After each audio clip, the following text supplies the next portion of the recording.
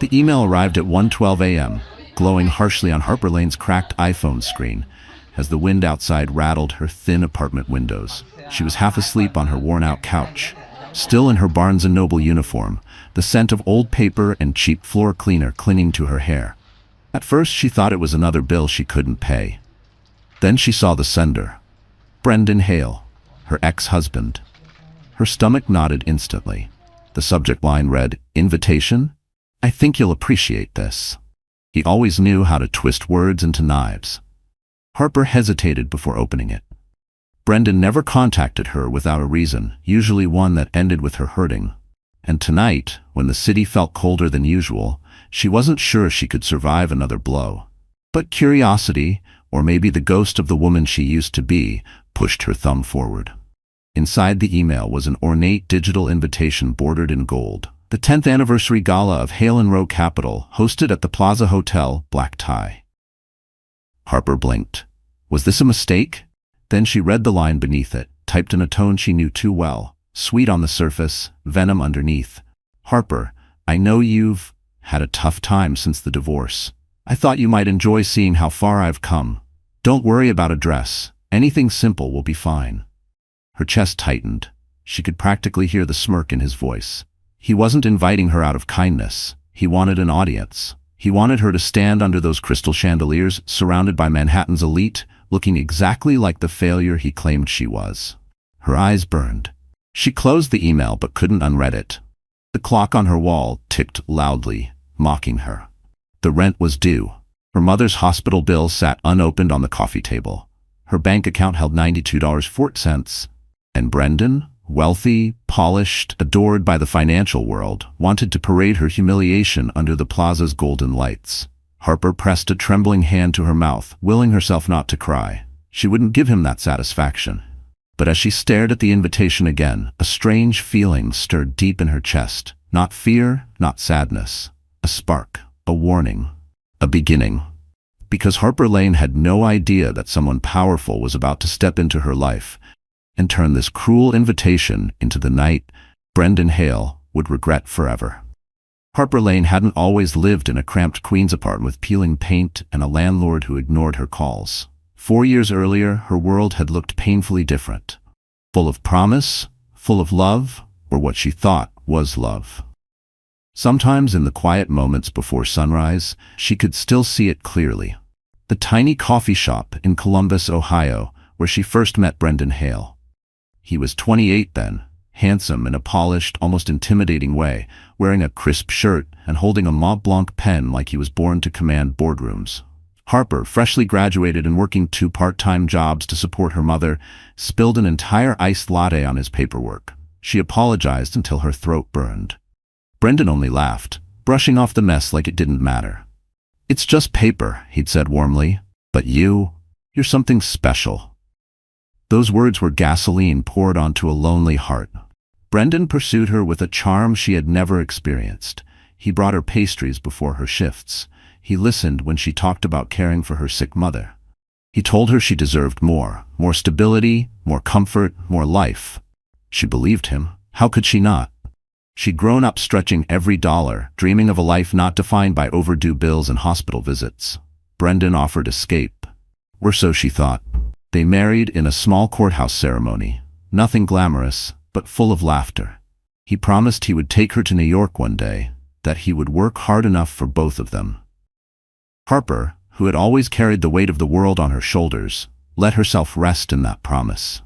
When Brendan finally landed a junior analyst job in Manhattan, Harper packed their entire life into 2 suitcases. They moved into a modest Brooklyn apartment with noisy neighbors and a window view blocked by a brick wall. Still, she was happy. She worked late nights doing bookkeeping for small shops, saved every penny, cooked cheap meals, and encouraged him through every setback. She ironed his shirts before interviews, stayed up reviewing his presentations on her old MacBook Air, and reminded him that success wasn't far away. But something shifted the moment he got his first promotion. Brendan started coming home later, smelling faintly of expensive cologne she didn't own. He stopped asking about her day. He bought a shiny Citizen watch and claimed it was a reward for hard work. though they were behind on rent. He joked about how Harper didn't really fit at corporate events. At first, she laughed it off. Then she started staying home because he insisted it helped him look more polished. Love slowly turned into distance. Distance turned into condescension. Condescension turned into coldness. Harper didn't know it then, but Brendan wasn't building a future for both of them. He was building an escape plan. And she was becoming the burden he wanted to outrun. For a long time, Harper Lane believed marriage meant teamwork. Two people building a life shoulder to shoulder. But with Brendan Hale, she was the only one carrying the weight. And the tragedy was, she didn't realize it until much later. The first year in New York was brutal. Brendan's junior analyst salary barely covered groceries, so Harper picked up a second job at a tiny accounting office near Flatbush Avenue. She'd sit behind an old Dell computer, entering receipts until her fingers cramped, then hurry home to cook dinner before Brendan walked in. He always insisted he needed a clear mind to study for exams and certifications, so Harper quietly took on the rest. Cleaning, organizing, supporting, cheering. Every night while he practiced financial modeling on a gleaming MacBook Pro she bought on credit, Harper reviewed his notes, rewrote his slides, and stayed awake until he felt confident enough to sleep. Sometimes she'd pass out on the couch before sunrise, still wearing her work clothes. Brendan never once asked why she looked so tired. But the sacrifices didn't stop there. When her mother's medical bills spiked, Harper sold the only valuable item she owned. A delicate gold necklace her dad gave her before he passed. She cried quietly as she handed it over at a pawn shop in Brooklyn, telling herself it was temporary. Brendan barely noticed it was gone. When she mentioned the bills, he sighed and told her, "We can't afford to carry emotional dead weight. Focus on the future." So she did. She took freelance bookkeeping jobs at night, restaurants, laundromats, corner stores, anything to bridge the gap. She skipped lunches to pay off Brendan's old student loan. She canceled her gym membership, avoided buying clothes, and wore the same worn flats for nearly 2 years. But every dollar she saved went into Brendan's career. New suits for interviews, networking dinners he insisted were essential, courses that promised promotions. Once his boss complimented his neatly pressed shirts. Brendan accepted the praise with a smug smile, never mentioning Harper spent hours each week ironing them while balancing their unstable finances. But the worst sacrifice came later. Harper had been offered a full-time accounting position at a reputable mid-sized firm. Good salary, benefits, stability. When she told Brendan, expecting him to celebrate, he frowned instead. "Harper, come on. If you take that job, what happens to my schedule? I need flexibility. I need you available. This is my breakthrough year. Don't ruin it." Ruin it. The word stung more than she admitted. So Harper declined the offer, telling the hiring manager some polite excuse. She chose Brendan's dreams over her survival. She chose partnership over independence. She chose love over logic. And Brendan? He chose himself. He always did. But Harper wouldn't understand just how deep that selfishness ran, how much of her life he had quietly drained, until the night everything shattered. And by then, it would be too late to escape without losing everything. The first time Harper Lane saw Savannah Pierce, nothing about the woman screamed danger. She was just another polished New York professional. Sharp blazer, perfect blowout, heels clicking confidently on marble floors. Harper didn't even know her name then.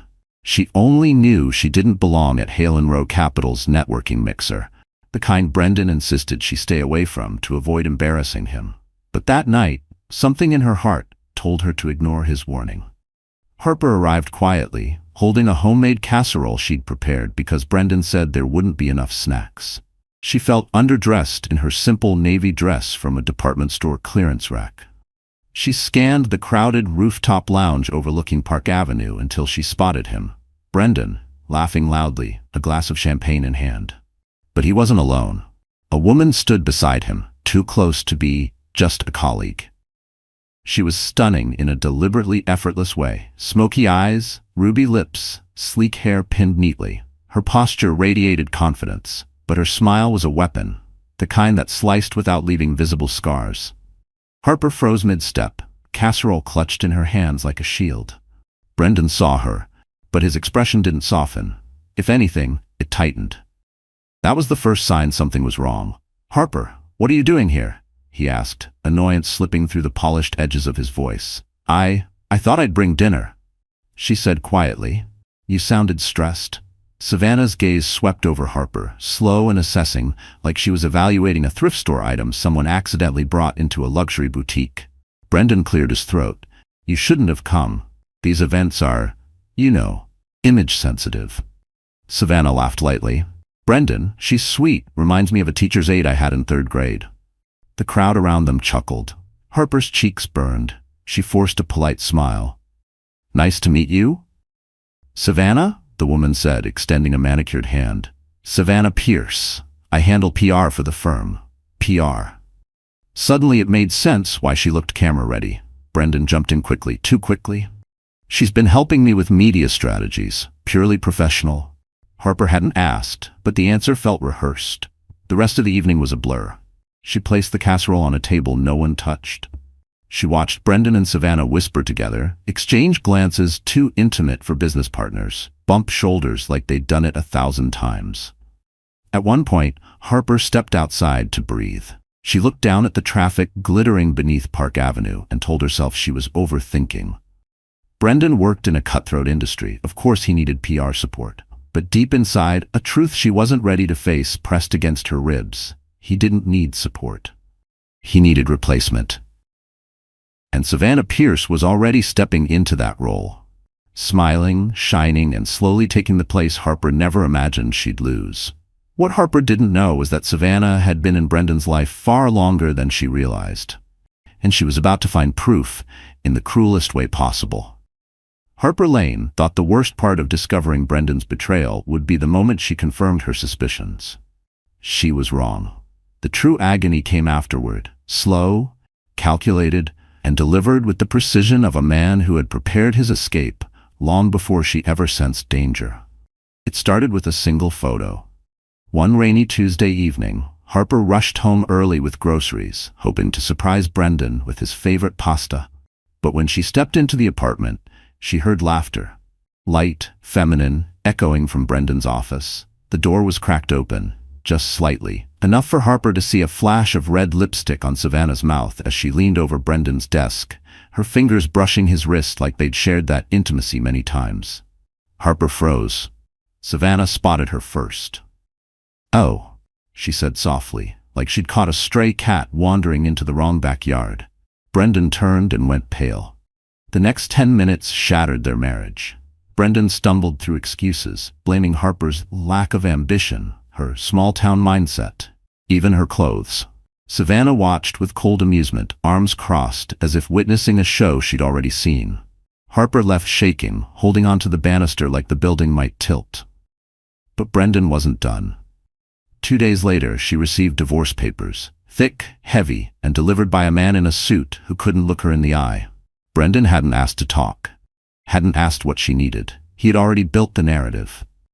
And the narrative was this: Harper Lane was unstable, irresponsible with money, and emotionally volatile, a complete fabrication. But Brendan's lawyer was one of Manhattan's most ruthless.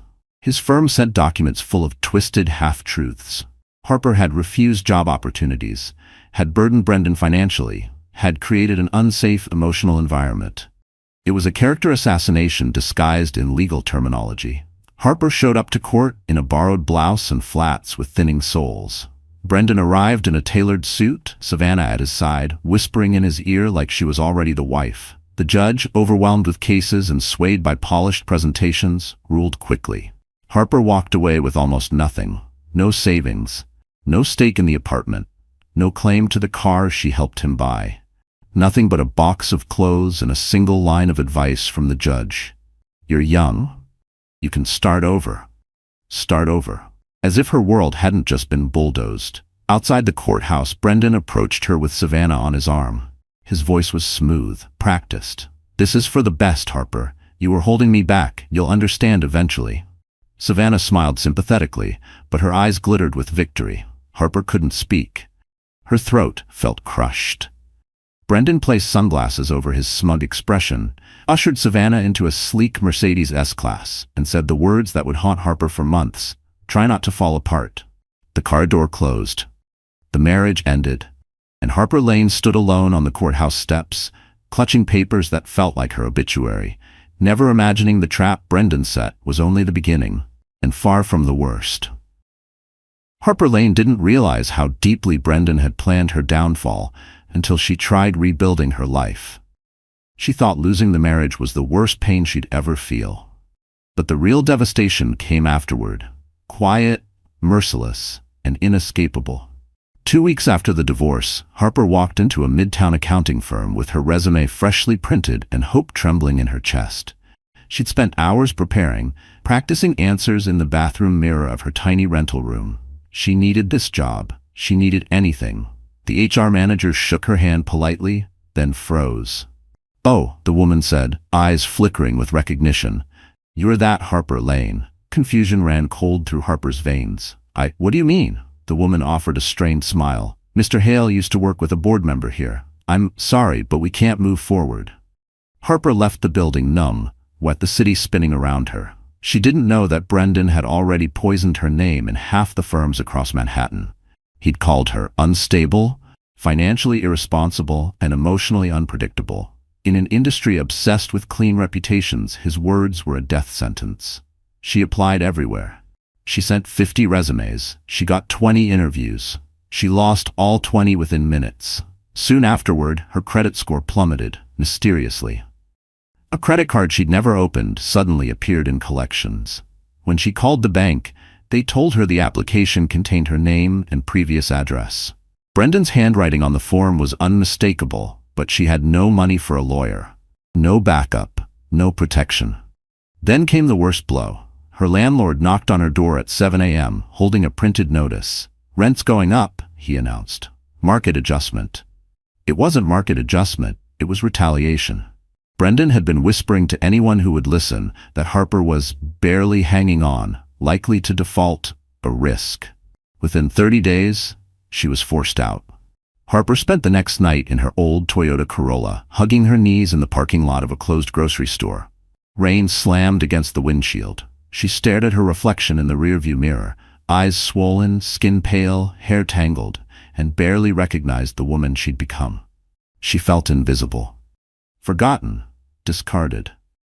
The following morning, she swallowed her pride and walked into a Barnes & Noble, applying for any position available. The manager hired her as a cashier, offering sympathetic eyes she didn't want to accept. Her uniform smelled faintly of cardboard and old ink. Her feet ached from standing 10 hours straight. Her paycheck barely covered food. Every night, she returned to the cheap room she was renting by the week. She'd heat soup on a portable burner and stare at the ceiling, wondering how Brendan slept at night knowing he'd left her with nothing. But Harper didn't break. A spark, frail but stubborn, remained alive inside her. Something whispered that her story wasn't done, that this wasn't her ending. She didn't know it yet. But losing everything was the very step that would lead her directly into the path of the most unexpected person, the man who would change everything. Harper Lane didn't believe in fate anymore. Fate felt like a cruel joke, something people with comfortable lives clung to so they didn't have to admit how easily everything could collapse. She believed in survival, in counting pennies, in showing up even when her heart felt bruised. That's why she was at Barnes & Noble early that morning, shelving a stack of new releases with tired hands. The store smelled of fresh ink and roasted coffee from the attached cafe. It was comforting, in a bittersweet way. Books didn't judge her. Books didn't whisper behind her back. Books didn't know she used to have a life that looked nothing like this. As she struggled to slide a heavy box onto a top shelf, it slipped. The box tipped. Gravity won. Before it could crash to the floor, a hand shot out, steady, fast, and sure. It caught the corner of the box effortlessly, holding it up with surprising strength. "Careful," a deep voice said, "unless you're trying to knock yourself out before lunch." Harper's breath caught as she looked up. The man standing before her wasn't the type who wandered into bookstores casually. He wore a tailored charcoal coat, the kind that belonged on someone stepping out of a Mercedes, not waiting in line at a cafe. His hair was dark, a little tousled, his jaw unshaven in a way that somehow looked intentional. And his eyes, sharp, observant, almost unsettlingly calm, studied her like she wasn't just a cashier in a green apron. "I'm fine," she muttered, embarrassed. Just clumsy today. He set the box down gently. Long night? She stiffened. That question hit too close. Something like that. He nodded, as if he understood far more than she said. Then he picked up a book from the display, The 48 Laws of Power, and turned it over thoughtfully. That one's intense, Harper said before she could stop herself. People either buy it to learn or to manipulate. A ghost of a smile touched his lips. And which group do you think I'm in? I don't know you, she said honestly. But your coat probably cost more than my monthly rent, so I'm guessing you're not here to learn humility. He let out a low laugh. Fair enough. For a moment, something eased inside her. She hadn't made anyone laugh in months. She rang up his purchase quietly, trying not to stare at the black American Express card he handed her. His name flashed on the screen, Aurelius Ward. Her heart nearly stopped. She knew that name. Everyone in finance knew that name. Aurelius Ward, the reclusive billionaire investor, the silent force behind Wardstone Ventures, the man who'd taken down corrupt executives without ever raising his voice. What was he doing in a bookstore in Queens? Before she could make sense of it, he lifted the bag and met her eyes again. You're good at reading people, he said. That's rare. She gave a tight smile. It hasn't done me much good lately. Maybe it will, he said quietly. Then he walked out, calm, deliberate, like he hadn't just stepped through the bruised remains of her life and left something behind. Hope. Small, fragile, impossible hope. Harper Lane had no idea she would see him again, or that their next meeting would change the trajectory of her entire life. 3 days passed after Harper's unexpected run-in with Aurelius Ward, and she convinced herself it meant nothing. Billionaires didn't think twice about bookstore cashiers. He was probably just being polite. Still, for reasons she couldn't explain, his calm voice and sharp eyes lingered in her mind, like an echo she couldn't shake. It was a Thursday evening when everything shifted. Harper had just finished a grueling double shift. Her feet throbbed inside her worn sneakers, and her Barnes & Noble apron was dusted with bits of cardboard.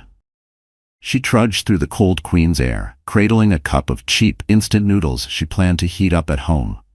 Her phone, barely holding a charge, buzzed weakly in her coat pocket. Unknown number. She almost ignored it. Bill collectors loved calling at this hour. But something nudged her thumb. Hello? A smooth, steady voice replied. Miss Lane? Her breath hitched. This is Aurelius Ward.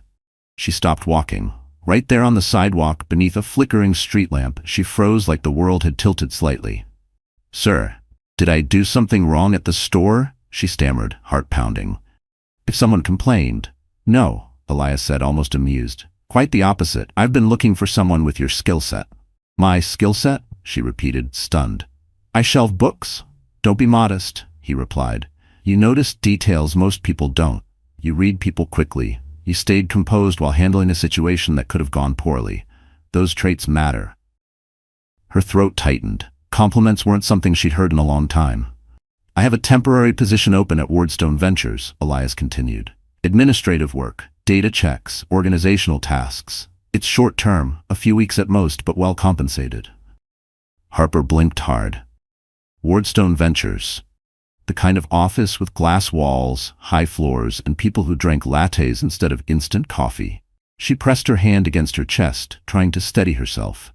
I don't have the resume for something like that. Let me decide that, he said calmly. Her heart beat faster. Why me? There was a pause on the line, thoughtful, heavy. Because I trust my instincts, he said simply. And my instincts tell me you deserve a chance most people wouldn't bother to give. Tears pricked her eyes unexpectedly. She wasn't used to kindness without agenda. What would I have to do? She whispered. Meet me tomorrow at our Manhattan office, Aurelius said. 10 a.m. I'll have security clear you. Bring nothing but yourself. Tomorrow? She echoed, breathless. Yes, he confirmed. And Harper, don't talk yourself out of this opportunity. The line clicked. Harper stood there for a full minute, staring at the dark screen of her old phone. Snowflakes drifted down softly around her. For the first time in months, her breath didn't feel tight, like she was drowning. Someone believed in her. Someone powerful. Someone who didn't know her past or her failures, but saw potential anyway. And somewhere deep inside, a small voice whispered, everything is about to change. Harper Lane barely slept the night before her first day at Wardstone Ventures. She set 3 alarms, pressed her one decent blouse, and repolished her old black flats until they looked almost professional. When she finally stepped into the Manhattan high-rise the next morning, she felt like an imposter walking into someone else's life. The lobby alone looked more expensive than anything she had ever owned. Marble floors glowing under soft lights, a towering wall of glass revealing a crisp skyline, and security guards who scanned badges with the seriousness of airport TSA. Harper clutched her purse nervously, wishing she hadn't brought the cheap tote bag she'd gotten free from a library fundraiser. "Name?" the guard asked. "Harper Lane, Mr. Ward," he said. Before she could finish, the guard's expression softened. "You're cleared, 38th floor. He told us to expect you." Expect her? The words felt surreal. The elevator shot upward, smooth and silent. When the doors opened, Harper stepped into a world she had only seen in movies. Glass walls, clean lines, muted tones, and the soft hum of productivity. People in tailored clothing typed on MacBook Pros, spoke confidently into headsets, and paced with purpose. She felt like she was walking through another species' habitat. A woman with sleek blonde hair approached, smiling warmly. "You must be Harper. I'm Camille, executive assistant to Mr. Ward. Come on, I'll show you everything." Camille guided her to a workstation near a window. Harper tried not to gape at the panoramic view of Manhattan glittering below. Her desk had a brand new monitor, a notebook embossed with Wardstone's logo, and a pen that looked too elegant for her to touch. "Today will be light," Camille said. "Mostly organizing files, cross-checking numbers, learning our system. Nothing too intense." But Harper quickly learned that nothing too intense in this world meant juggling spreadsheets with thousands of entries, cross-referencing quarterly reports, and navigating software she'd never seen. Her hands shook at first, terrified of hitting the wrong key. She didn't want Aurelius to regret taking a chance on her. Then, halfway through the morning, she noticed something, an expense entry buried in an acquisition file, off by just a few digits. It wasn't much, but it broke the pattern. Her bookkeeping instincts kicked in. She checked the previous quarter. Same error. Checked earlier records. Same anomaly. She flagged it quietly to Camille. Camille's eyes widened. Good catch. Very few people notice that. A tiny swell of pride rose inside Harper. Later, as she sorted documents, she overheard 2 senior analysts talking about restructuring deals, investment rounds, and financial projections she barely understood. But instead of shrinking, she leaned closer, absorbing every word. By lunchtime, she realized something shocking. She liked this world, loved it even. The confidence, the precision, the sense of purpose. It ignited a part of her that had been asleep for years, buried under Brendan's dismissive comments, under loneliness, under fear. When Aurelius returned from a meeting, he paused beside her desk. "How was your first morning?" Harper straightened. "Intense, but good." A rare smile touched his expression.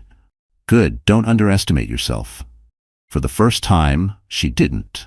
What Harper didn't know was that her sharp eye, the very thing Brendan mocked, had just caught an anomaly connected to something much bigger. Something dangerous. Something tied directly to the man who had destroyed her life. By Harper's second week at Wardstone Ventures, she finally felt the slightest hint of stability.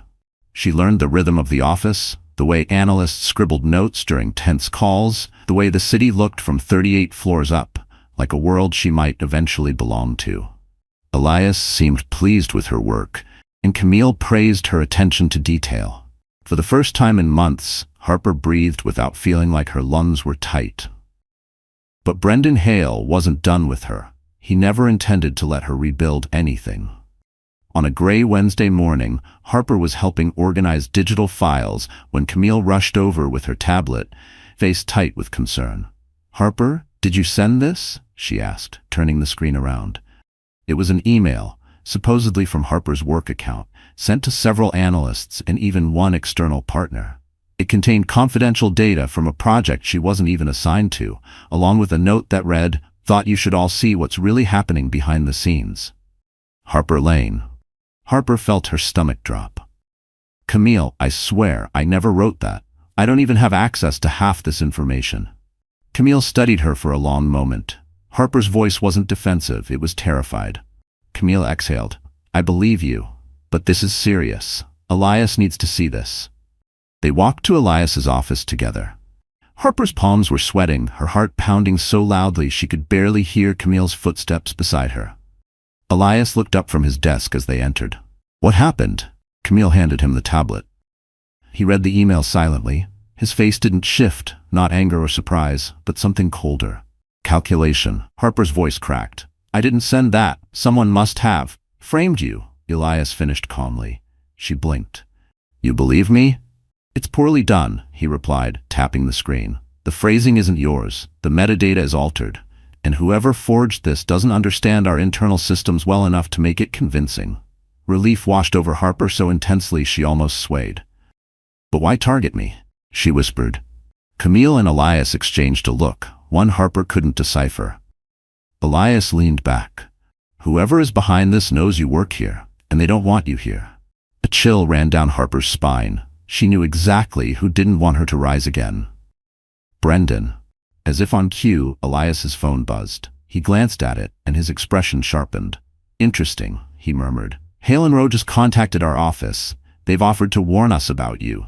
They claim you're emotionally unstable, financially irresponsible, and prone to sabotaging workplaces." Harper's breath hitched.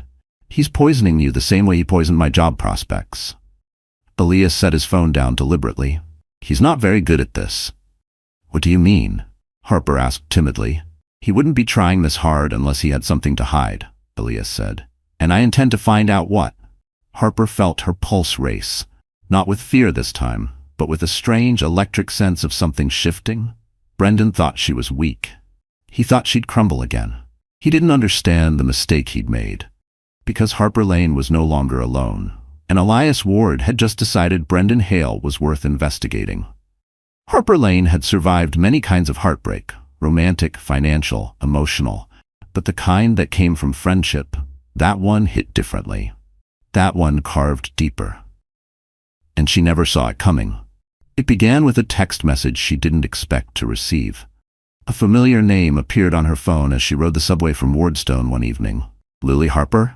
Can we talk? I miss you." Lily Bennett had been her best friend since college. They used to share cheap wine on Friday nights, swap secrets, and laugh until their ribs hurt.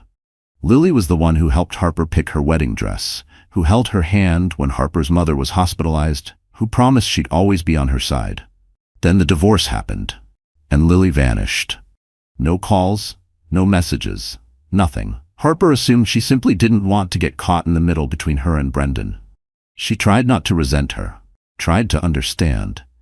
But tonight, seeing Lily's name again made something soft and hopeful flutter inside her. She typed back, "Sure, I get off work at 8. We can meet near Bryant Park." Lily responded instantly, "Perfect. I can't wait to see you." Harper arrived early, heart pounding as she stood by the fountain, hugging her coat against the cold breeze. When Lily finally appeared, dressed in a chic beige coat and carrying a designer purse, Harper felt painfully aware of her thrift store jacket and scuffed shoes. But Lily smiled brightly. "Harper, God, I've missed you." They hugged, and for a moment Harper believed maybe this was real. Maybe she was getting a piece of her old life back. They walked to a nearby cafe, and Harper told Lily about Barnes & Noble, about struggling to find work, and finally about the chance Elias gave her. She kept it surface level, careful not to reveal too much. Trust took time to rebuild. Lily listened, nodding sympathetically, squeezing Harper's hand at the painful parts. It felt good, comforting, safe. But there were signs. Signs Harper didn't want to see, like how Lily kept glancing at her phone, or how she asked just a little too specifically about the kind of work Harper was doing for Wardstone Ventures, or how she casually mentioned Brendan's name, testing Harper's reaction. At the end of their conversation, Lily hugged her again. "I'm so proud of you, Harper. Really." Harper walked home lighter than she had in months. But the next morning, everything shattered. Camille stormed up to Harper's desk with a printed screenshot. "Did you tell anyone about Project Atlas?" Harper's heart stalled. "No, I would never." Camille slammed the paper down. There was a leaked message thread online. Anonymous. But the words were unmistakably Harper's, because they were taken directly from their conversation last night. Lily. Her friend had recorded everything and shared it. Elias approached slowly, eyes sharp. We traced the leak. It came from someone close to Brendan, someone with access to him. Harper didn't need to hear the name. Her knees nearly buckled. Lily, the betrayal sliced through her like ice. Elias's jaw tightened. Harper, you're not in trouble, but understand something. This wasn't an accident. Someone targeted you again. Harper swallowed hard, voice trembling. He's using her. Brendan is using my best friend to get to me. Elias looked at her for a long moment. No, he said quietly. He's afraid of you. It was the first time anyone had ever said those words. And for the first time, Harper believed they might be true. Harper Lane made it as far as the hallway outside Wardstone's restroom before her knees buckled. She pressed her palms against the cold marble wall, fighting the sting in her eyes.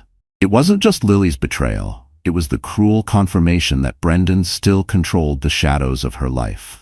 Every time she took one step forward, he found a way to shove her 3 steps back. Her breath came out shaky. The hallway blurred. She slid down the wall until she was sitting on the floor, arms wrapped around herself like she could hold the pieces of her heart together. She hated crying at work. She hated feeling weak. But the weight of everything, losing her husband, losing her home, losing her dignity, and now losing the friend she trusted most, felt unbearable. A soft footstep echoed behind her. Harper, she stiffened. Elias Ward's voice was steady, low, and too calm for the storm inside her. She wiped her tears quickly, trying to stand. I'm fine, she said, voice cracking. I'm sorry. I just need a minute. You don't need to apologize, Elias said. Stand if you want. Sit if you want. Just breathe. She didn't stand. She couldn't. Elias crouched down so they were eye level. His tailored suit looked out of place against the sterile hallway, but nothing about his expression held judgment. You didn't deserve what happened, he said. Not the leak. Not the betrayal. Not any of it. Her voice trembled. I trusted her. She knew everything I went through, and she still sold me out. Elias nodded slowly. People with weak moral spines fold under pressure or under influence. My guess is Brendan used her, manipulated her, maybe promised her something. Harper closed her eyes. Why won't he leave me alone? Because, Elias said, you know things he doesn't want anyone else to know, and because men like him can't stand the idea of someone they discarded rising again. Harper felt another tear slip down her cheek. She was too tired to wipe it. Elias's voice softened. Harper, I'm going to offer you something, and I need you to listen before saying no. She opened her eyes. His expression was unreadable, serious but not cold. At Wardstone, we're already monitoring Hale and Rowe, he said. We've suspected irregularities for over a year. Asset misreporting, questionable transfers, numbers that don't behave the way they should. Harper frowned, confused. That has nothing to do with me. Yes, Elias said quietly, it does. A chill ran through her. You used to help Brendan with his paperwork, his models, his budgets, his projections. Elias paused. You were closer to the core than anyone else. Harper shook her head. I don't remember anything important. No, Elias said, but you remember patterns, the way numbers should behave, the way Brendan covered gaps with wording instead of math. That kind of instinct is rare, and we need it. We, Harper whispered. I'm offering you a role, Elias said. Not just temporary anymore. A position on a confidential internal team helping us investigate Hale and Rowe. Fully legal, fully protected. Harper's heart pounded. Why me? Why trust me? Because, Elias answered, studying her closely, I've seen the way you fight to rebuild your life even when everything collapses around you. And because your integrity is stronger than anything Brendan can destroy. Harper swallowed hard. What if he comes after me again? Elias's gaze hardened. Then he'll learn the mistake of underestimating you, and he won't be fighting you alone. For the first time in months, Harper felt something new.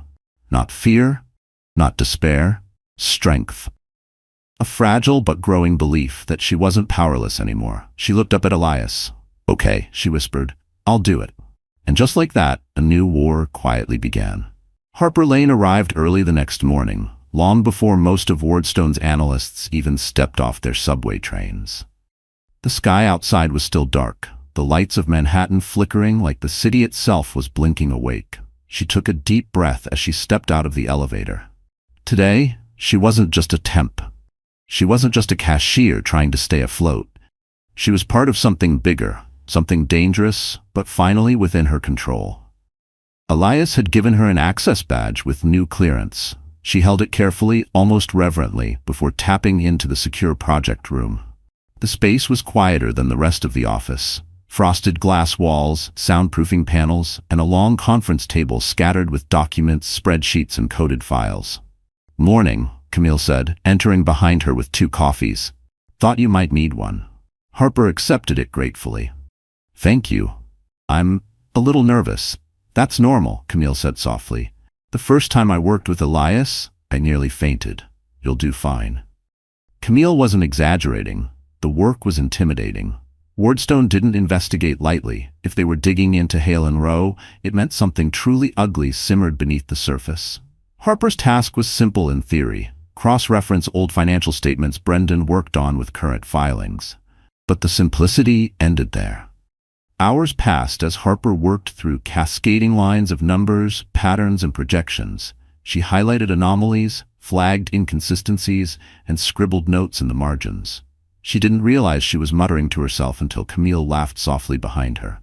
"You talk to spreadsheets?" Harper flushed. "Sorry, old habit." "No, keep doing it," Camille said. "Honestly, you're faster than our analysts." But Harper wasn't focused on speed. She was focused on one oddity, a number that didn't belong. It appeared in an old Excel sheet she recognized instantly. Brendan had worked on that one the year he received his first major bonus.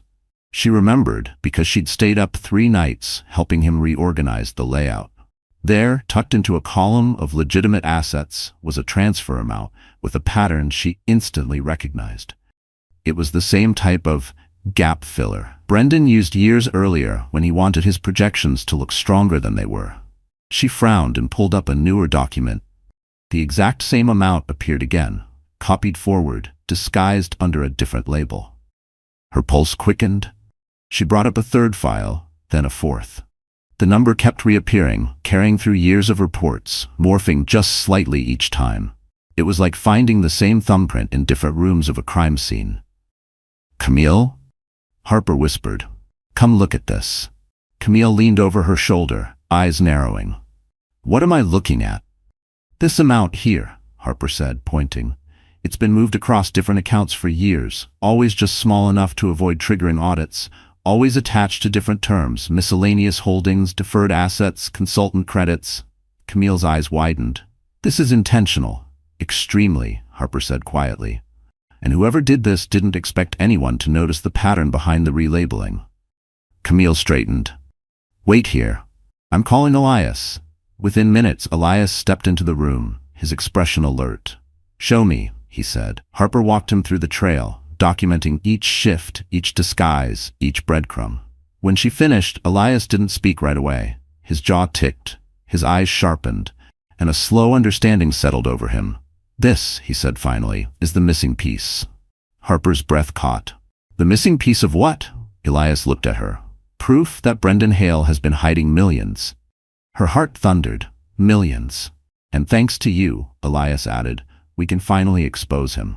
A chill ran through Harper, not of fear this time, but of realization. For the first time, her past was no longer a curse. It was leverage. Harper Lane barely slept that night. Her mind replayed the numbers, the patterns, the ghostly fingerprints Brendan had left all over those financial statements. She had always known he was arrogant, manipulative, cruel in quiet ways. But this was different. This was criminal. And she had uncovered the trail without even realizing she was doing it. The next morning, when she arrived at Wardstone's secure conference room, Elias Ward was already there. He stood by the panoramic window overlooking Manhattan, hands in his pockets, expression unreadable. Sunlight cut across his shoulders, outlining him like a figure carved from stone. "Sit, Harper," he said without turning around. Something about his voice sent a shiver down her spine. Controlled, heavy, loaded with something she couldn't place. She took a seat slowly. "Did I do something wrong?" Elias finally faced her. "No. In fact, you've done something extraordinary. But before we continue, there's something you need to understand." He walked to the table, placing a thick folder in front of her. It was labeled HRC Investigation, Confidential. "Wardstone has been watching Hale and Rowe for nearly 2 years, he said. "We suspected irregularities, but Brendan, your ex-husband, is clever. He shifts numbers just enough to stay under the radar, just enough to confuse auditors, Our analysts caught fragments, but never a full pattern. Harper felt her pulse quicken. Because he's done this before. Yes, Aurelius said, and because you helped him once. Her stomach dropped. I didn't know. I'm not blaming you, Aurelius said firmly, taking the seat across from her. You were supporting a husband you trusted. You weren't trained to see the deeper intent behind those adjustments. But unintentionally, you became the only person who knows exactly how Brendan hides his tracks. He opened the folder and spread out several documents. Each highlighted section mirrored the anomalies Harper found the day before. Do you see this? Aurelius tapped the pages. This is the pattern we've been missing. He never expected someone to recognize his old tricks. Harper leaned forward. So what happens now? Aurelius hesitated. It wasn't fear, Harper could tell, but rather calculation, caution. Wardstone can move forward with an investigation, he said. A serious one, but we need context, testimony, insight into why he manipulated these numbers the way he did. Testimony? Harper whispered. You mean you want me to? Yes, Aurelius said gently, but listen carefully. You wouldn't be a whistleblower. You wouldn't be going public. You'd be an internal witness, protected under federal confidentiality agreements. Your role would stay strictly within Wardstone. Harper looked down at her hands. Brendan will come after me. He already has, Aurelius reminded her, voice soft but firm. The fake emails, the leaked conversation, the sabotage. He's fighting a war you didn't start. Harper swallowed hard. Why me? Why help me at all? Aurelius's gaze held hers, steady and intense. Because you deserve justice, he said, and because you're the only one who can help us make sure Brendan Hale never hurts another person again. Her throat tightened. No one had ever said those words to her. You deserve justice. Aurelius leaned back slightly. But there's more. Her breath hitched. More? A leak inside Hale & Rowe told us Brendan intends to announce a major expansion at his upcoming gala. It's a front, a distraction. Once he announces it publicly, exposing him becomes much harder. Harper froze. The gala? The same gala Brendan invited her to. Just to humiliate her. Aurelius lowered his voice. We need to move before then. And Harper, your insight might be the key to stopping him. Harper didn't tremble this time. For the first time, she sharpened. Brendan had taken her home, her stability, her reputation. Now she held the weapon that could take everything from him. Harper Lane sat completely still, the conference room silent except for the faint hum of the city below. Aurelius Ward's words lingered in the air like smoke. You're the key. She'd spent months believing she was powerless, a footnote in Brendan's narrative. Now Aurelius was telling her that the very knowledge Brendan once mocked her for might be the thing that unraveled him. Aurelius folded his hands on the table. Harper, before you answer anything, I need to be clear. This won't be easy. It won't be safe. Brendan is already panicking. Men like him make reckless choices when their lies start collapsing. Her voice wavered. So you're asking me to help you take him down? No, Aurelius corrected gently. I'm asking you to help us uncover the truth. What happens next will be the consequence of his actions, not yours. But Harper knew the truth. Consequences hit hardest when they were deserved. She looked at the documents again. Years of manipulation, hidden transfers, fabricated numbers. Transactions that harmed innocent employees and investors who trusted him. It wasn't just selfishness, it was corruption. A memory flickered. Brendan laughing at their kitchen table, calling Harper too soft to make tough decisions. Another memory, him accusing her of ruining his life when she confronted him about Savannah. Another, him standing on courthouse steps telling her, try not to fall apart. Maybe she had fallen apart, but she had also rebuilt. She lifted her chin. Tell me what you need me to do. Aurelius didn't smile, not the way someone victorious would. He exhaled quietly, almost relieved. We're forming a small internal team. Your role would be to identify repeated patterns Brendan used, times he inflated valuations, disguised losses, shifted shortfalls. We'll use that as the foundation for a formal inquiry. Harper nodded slowly. Okay. There's more, Aurelius said carefully. We need someone who understands his behavior, his impulses. We believe he'll try to use the upcoming gala to announce a false expansion. If he does, investors could pour millions into a vacuum. If that happens, exposing him will become nearly impossible. Harper felt a chill. So the gala is a smokescreen. Yes, and we intend to strip that smokescreen away, publicly. Her breath caught. Publicly? Not you, Elias assured. Never you. But we need someone who can confirm the discrepancies before we confront him at the event. A strange wave of fear and power moved through her. You want me there, Harper whispered. At the gala.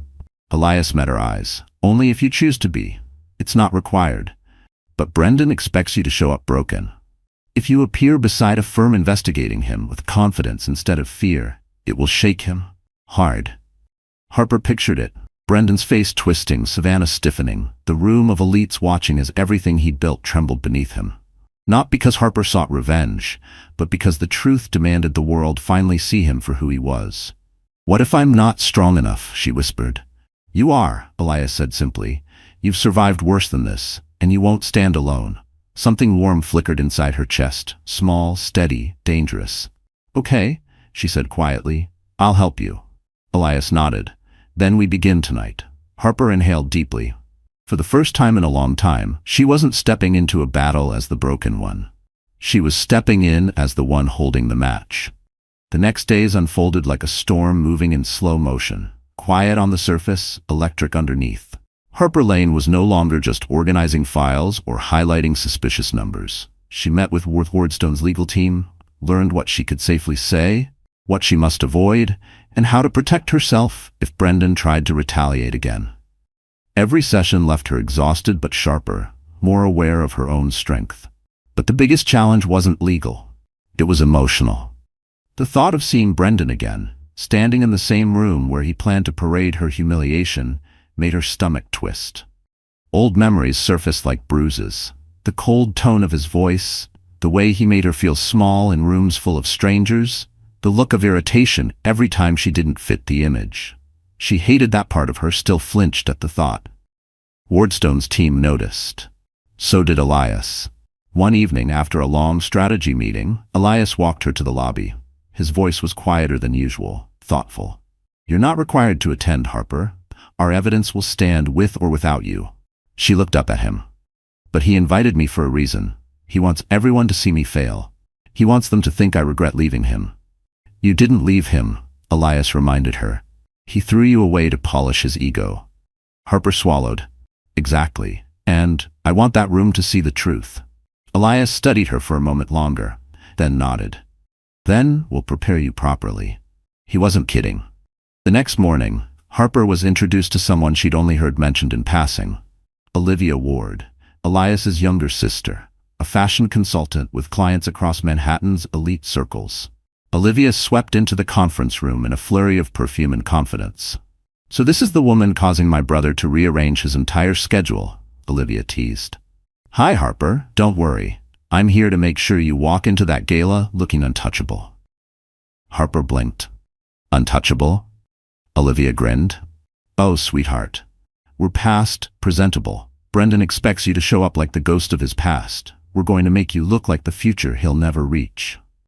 Harper wasn't used to this kind of attention, but Olivia was gentle, warm, and incredibly intuitive. She asked about Harper's comfort level, her insecurities, her strengths. Then she arranged a fitting at a refined boutique on Fifth Avenue. Harper stepped into a dressing room surrounded by soft lighting and silk hangers, worlds away from thrift stores and clearance racks. Olivia selected a deep emerald gown, elegant yet understated, with clean lines that made Harper look poised and statuesque. When Harper stepped in front of the mirror, she barely recognized herself.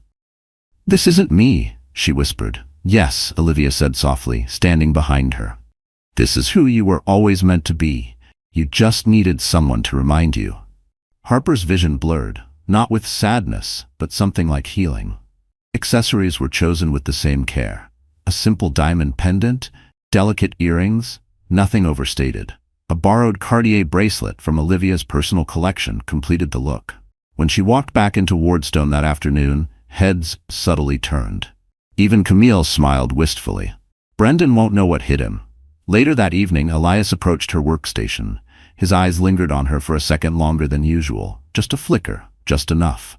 You look ready, he said. Harper lifted her chin. For the gala? For everything, Elias replied. And for the first time she believed him. She wasn't preparing for a social event. She was preparing for a reckoning. The night of the gala arrived with the sharp chill of early winter sweeping through Manhattan. The Plaza Hotel glowed like a golden kingdom against the dark sky, its grand entrance framed by photographers, luxury cars, and guests dressed like royalty.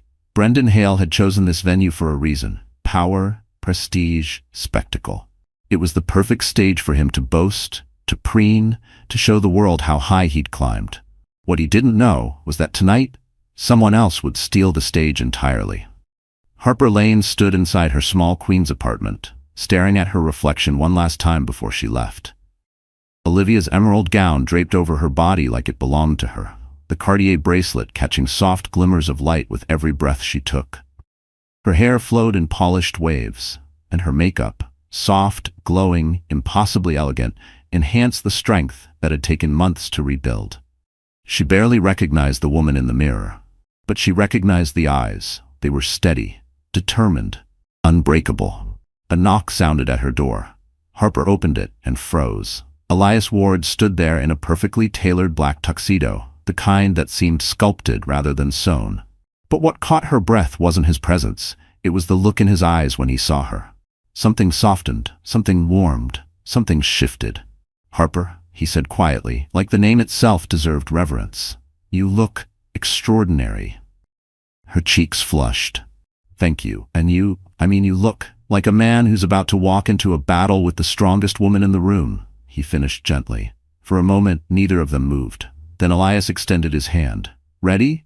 Harper inhaled deeply and placed her hand in his. "Ready." The car ride to the plaza was quiet but charged. As they approached the entrance, Harper felt her heartbeat rise. She remembered all those evenings Brendan told her she didn't belong in places like this. That she wasn't polished enough, confident enough, sophisticated enough. Tonight she would walk through those doors with a billionaire by her side. Not as decor, not as someone's afterthought, but as someone who rebuilt herself from the ground up. When their car rolled to a stop, a valet opened her door. Harper stepped out into a swirl of camera flashes and murmurs. Her gown shimmered beneath the golden lights. For a moment the world slowed, just enough for her to feel the weight of every step she took. Whispers rippled through the crowd. "Is that? No way. That's Harper Lane with Elias Ward? She looks incredible. Brendan's ex-wife? Oh my God, wait until he sees." Then the doors opened. Inside, chandeliers glittered overhead, and music floated through the grand ballroom. Brendan stood near the stage, laughing loudly with Savannah on his arm. He looked smug, relaxed, certain of his dominance, until he turned. His smile froze. His glass slipped slightly in his hand.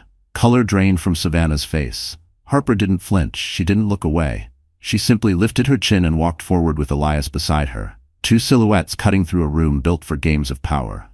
Every eye followed her. Every whisper grew louder. Tonight wasn't about revenge. Tonight was about truth. And Brendan Hale had no idea how close his lies were to exploding under the dazzling lights of his own celebration. The moment Harper Lane stepped fully into the ballroom, the atmosphere shifted. Conversations faltered. Glasses paused midair. Even the orchestra seemed to soften, as if the entire room was inhaling at once. Standing beside Elias Ward, she looked like someone carved from light and resolve, nothing like the broken ex-wife Brendan had promised people she would be. But Brendan, for the first time in his life, looked rattled.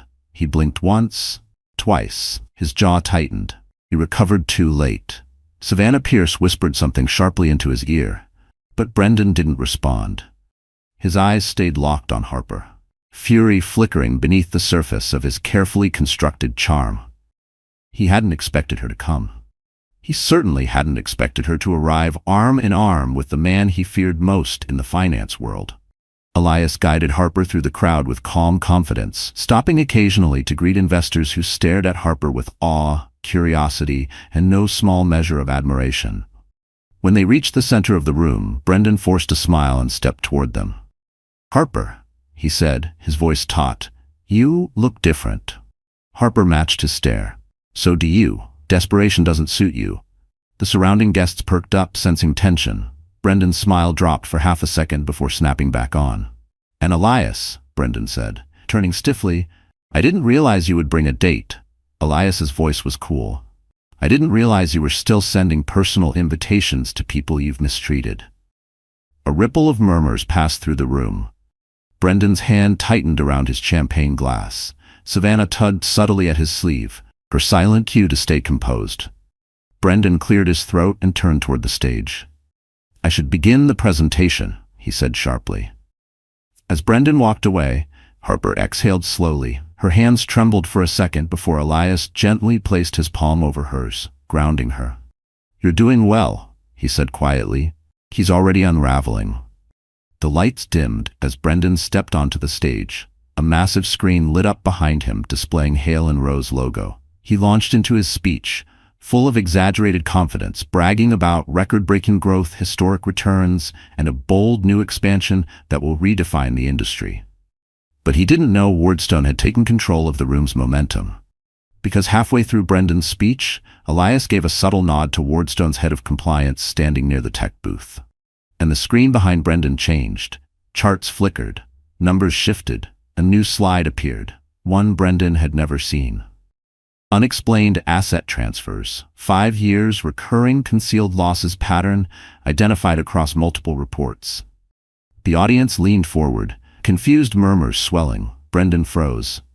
This isn't my presentation," he snapped, spinning toward the tech crew. But Elias had already stepped onto the edge of the stage. "Your presentation begins now," Elias said calmly. Gasps echoed. Savannah's face went pale. Harper watched, heart pounding. Not with fear, but with the fierce satisfaction of truth finally clawing its way to the surface. Elias spoke clearly, his voice carrying across the ballroom. "For years, Hale and Rowe Capital has reported numbers that don't match asset behavior. Tonight, for the sake of transparency and investor protection, Wardstone Ventures is presenting the discrepancies we've uncovered." Brendan sputtered. "You have no right." "We have every right," Elias said, "especially when your data is built on fraud." The room erupted into shocked whispers. One investor rose to his feet. "Mr. Hale, is this true?" Brendan's face turned crimson. "This is a setup. Someone manipulated." Harper stepped forward, her voice steady. "No one manipulated anything. You just didn't expect the person who once covered your tracks to recognize them again." Brendan's eyes widened in horror. A second investor shouted, "We demand an audit." A third yelled, "Call the board." Savannah took one look at the collapsing room and quietly stepped away from Brendan, blending into the crowd. Brendan stood alone on the stage, drenched in humiliation, his empire cracking in real time. And Harper Lane, for the first time in years, felt free. Chaos didn't fully break loose inside the plaza's ballroom until the board members of Hale and Rowe arrived, pulled from their tables by frantic phone calls and furious whispers. Cameras were lowered, investors shouted, staff scrambled, and Brendan Hale stood frozen beneath the unforgiving white lights, stripped of the polish he'd worn like armor for years. Harper Lane watched from the edge of the stage, her pulse steady for the first time since their marriage collapsed. She'd pictured this moment in 1,000 different ways, screaming at him, crying, begging for answers. But the reality was different. She didn't feel rage, she didn't feel triumph, she felt release. Brendan stumbled forward as 3 board members surrounded him. "Explain the discrepancies. Why were these numbers hidden? Did you falsify filings? Were you moving investor funds without authorization?" Brendan's face was blotchy, his breath unsteady. He glanced toward Savannah for backup, but she was gone. She'd slipped out the moment the tide turned, leaving him exposed. Cowards recognize each other and abandon each other. Brendan pointed shakily at Harper. She's lying. She's doing this to punish me." A board member turned sharply. "Miss Lane isn't the source. Wardstone compiled this evidence. Multiple analysts verified it." Elias stepped forward, voice cool and cutting. "And Miss Lane is the only reason these patterns were identified so quickly. Your downfall is your own design, Brendan." Brendan's expression crumpled into disbelief. "You can't do this to me. I built this company." "You built a facade," Elias replied. "Now it collapses." Security approached. Not at Wardstone's request, but the board's. They needed witnesses out. They needed control. They needed to contain the scandal before it hit headlines. Harper turned away as Brendan shouted her name. "Harper, Harper, don't walk away from me." She didn't stop, didn't flinch, didn't even look back. Elias's hand gently touched her back, guiding her away from the chaos. "Come on," he murmured. "You've done enough for tonight." As they stepped into a quieter hallway, Harper exhaled shakily. "Is this Really happening? Aurelius nodded. By morning, he'll be under formal investigation. The SEC was already watching him. Now they have cause to move. Harper pressed a hand to her chest. And Lily? Savannah? Savannah will distance herself to save her career. Lily. Aurelius paused. Lily made her choice, but Brendan won't be in a position to use her anymore. Harper swallowed hard. That hurt more than she wanted to admit. Aurelius studied her expression. Losing a friend like that isn't a sign of your failure. It's a sign of their weakness. Harper blinked away the sting in her eyes. I never wanted to destroy him, Aurelius. I just didn't want him to destroy me. And you didn't let him, Aurelius said softly. That matters. They stepped outside the plaza together. The cold air hit her cheeks, grounding her. Sirens wailed in the distance, the city's heartbeat loud and alive around them. Aurelius turned to her. Harper, what you did tonight took extraordinary courage. It didn't feel like courage, she whispered. It felt like surviving. Sometimes, Aurelius said, that's the same thing. Harper looked back at the glowing windows of the plaza, where Brendan's empire was crumbling floor by floor. For the first time in a long time, she didn't feel small. She didn't feel broken. She felt new. Justice hadn't just been served. It had been earned. The morning after the gala felt unreal, quiet, almost gentle, as though New York itself was giving Harper Lane a moment to breathe. She woke up in her modest Queens apartment, expecting the usual heaviness, the familiar dread that settled on her chest each morning. But it wasn't there. Instead, she felt light, untethered, free. Her phone buzzed nonstop. News alerts, articles, breaking stories. Hale and Rowe Capital under federal investigation. CEO Brendan Hale suspended pending audit. Sources claim massive fraud scheme uncovered. Harper skimmed the headlines with a strange mixture of disbelief and calm. The world was finally seeing Brendan for who he was. Not because she screamed, not because she begged for someone to believe her. Because the truth had finally outrun his lies. Still wrapped in her blanket, Harper set the phone aside and closed her eyes. She expected to feel vindicated, triumphant, victorious. Instead, she just felt done. She had no desire to watch his downfall like entertainment. No urge to see him dragged through the mud the way he once dragged her. She only wanted peace. Her thoughts were interrupted by a knock on the door. When she opened it, Aurelius Ward stood there, hands in his pockets, hair still damp from the morning air, wearing a simple sweater instead of a tailored suit. He looked almost human, less like the untouchable billionaire the world saw, and more like a man who had chosen to be exactly where he was. Morning, he said softly. Harper smiled, surprised by how easily it came. Morning. May I come in? She nodded, stepping aside. Her apartment was small, cluttered with second-hand furniture and old books, but Aurelius didn't seem to notice, or if he did, he didn't care. I wanted to check on you, he said. Last night was a lot. Harper exhaled. I'm okay, actually. I think I'm better than I've been in years. Aurelius nodded slowly, as if he expected that. Good. There was a pause, warm, unhurried. I also came because we have an offer for you, he continued. A real one, not temporary. Wardstone wants you as a full-time analyst in our internal audit division. Long-term, stable, with full benefits and an advancement track. Harper's breath caught.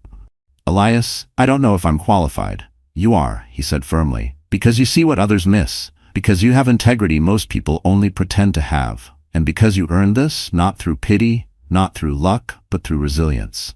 Her throat tightened. Thank you. Truly. There's more, Aurelius added gently. Harper blinked. More? Aurelius stepped closer, carefully, respectfully. Last night, watching you walk into that ballroom, watching you stand tall despite everything. Harper, I haven't felt something hit me that hard in a long time. Her breath caught. Her pulse fluttered. I don't want to confuse professional respect with personal feelings, he continued. But I'd like to know if we might explore something beyond that. When you're ready. Harper's eyes filled, not with pain this time, but with something warm and full. She took a slow breath. Aurelius, I think I'd like that. He smiled, soft, real, almost boyish. Good. They stood there in her tiny apartment, the city humming outside, the past finally settling behind her. Harper Lane had been betrayed, broken, discarded, but she had rebuilt, risen, and now, fully and finally, she had been chosen. Not as an afterthought, not as a consolation prize, but as a woman of worth. Justice had found her, love had found her, and life, real life, was finally beginning. And that's it. Story finally comes to a close. But if you are still here, listening until the very last moments, then something in Harper's journey must have touched your heart in a quiet, personal way. Maybe you've been knocked down before. Maybe someone underestimated you. Maybe life pushed you into a corner where you had to rebuild from nothing. If that's you, then remember this. Like the Stoics said, you have power over your mind, not outside events. Harper didn't win because life got easier. She won because she refused to let cruelty define her. Marcus Aurelius once wrote, "What stands in the way becomes the way." Every betrayal Harper faced became the very path that led her to strength, clarity, and real love. And that can be true for you too. Your pain isn't an ending, it's the doorway. If this story made you feel seen, understood, or a little bit stronger, then please like, share, and subscribe to our channel. Not just for us, but so these stories can keep reminding you that you are worth more than what tried to break you. We'll meet again in the next story, my friend.